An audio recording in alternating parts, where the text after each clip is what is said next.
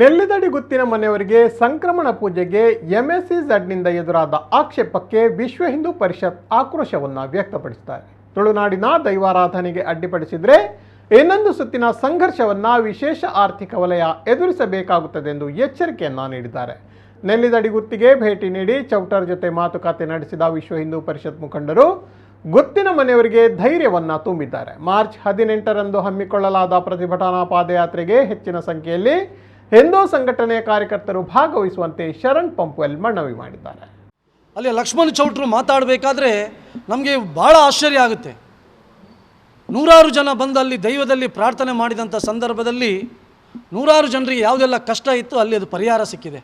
ಅಷ್ಟು ಮಾತ್ರ ಅಲ್ಲ, ಯಾರ್ಯಾರಿಗೆ ಆರೋಗ್ಯದಲ್ಲಿ ತೊಂದರೆ ಇತ್ತು ಅಂಥವರು ಆ ಪವಿತ್ರ ಭೂಮಿಗೆ ಬಂದು ಅಲ್ಲಿದ್ದಂಥ ತೀರ್ಥಬಾವಿಯಲ್ಲಿದ್ದಂಥ ತೀರ್ಥವನ್ನು ತೆಗೆದುಕೊಂಡಂಥವರು ಆರೋಗ್ಯವಂತರಾಗಿ ವಾಪಸ್ ಬಂದದ್ದು ಕೂಡ ಅಲ್ಲಿಯ ಕಥೆಗಳಿದೆ, ಘಟನೆಗಳಿದೆ. ಅಷ್ಟೊಂದು ಅದ್ಭುತವಾದಂತಹ ಒಂದು ಕಾರಣಿಕ ಶಕ್ತಿ ಇರುವಂಥ ಭೂಮಿ ಅದು ನೆಲ್ಲಿದಡಿ ಗುತ್ತಿನ ಭೂಮಿ, ಅದು ಅಲ್ಲಿಯ ದೈವಸ್ಥಾನ, ಅದು ಮನೆ. ಅದು ಅಂಥ ಮನೆಯನ್ನು ಇವತ್ತು ನಾವು ಆರಾಧನೆ ಮಾಡಲಿಕ್ಕೆ ಬಿಡುವುದಿಲ್ಲ ಅಂತ ಹೇಳಿದರೆ ಇದು ಸರಿಯಲ್ಲ. ಇದನ್ನು ವಿಶ್ವ ಹಿಂದೂ ಪರಿಷತ್ ಬಲವಾಗಿ ಖಂಡಿಸ್ತದೆ. ಅದಕ್ಕೋಸ್ಕರ ನೆಲ್ಲಿದಡಿ ಗುತ್ತಿನ ಉಳಿವಿಗೋಸ್ಕರ ಇವತ್ತು ಅಲ್ಲಿಯ ಸಂರಕ್ಷಣಾ ಸಮಿತಿಯವರು ನಾಡ್ದು 18ನೇ ತಾರೀಕು ಒಂದು ಪಾದಯಾತ್ರೆಯನ್ನು ಹಮ್ಮಿಕೊಂಡಿದ್ದಾರೆ. ಆ ಪಾದಯಾತ್ರೆಗೆ ವಿಶ್ವ ಹಿಂದೂ ಪರಿಷತ್ ಸೇರಿದಂತೆ ಎಲ್ಲ ಹಿಂದೂ ಸಂಘಟನೆಗಳು, ತುಳುನಾಡಿನ ದೈವಭಕ್ತರು, ತುಳುನಾಡಿನ ಜನತೆ ಸಂಪೂರ್ಣವಾಗಿ ಅದಕ್ಕೆ ಬೆಂಬಲವನ್ನು ಕೊಡ್ತಾ ಇದ್ದಾರೆ.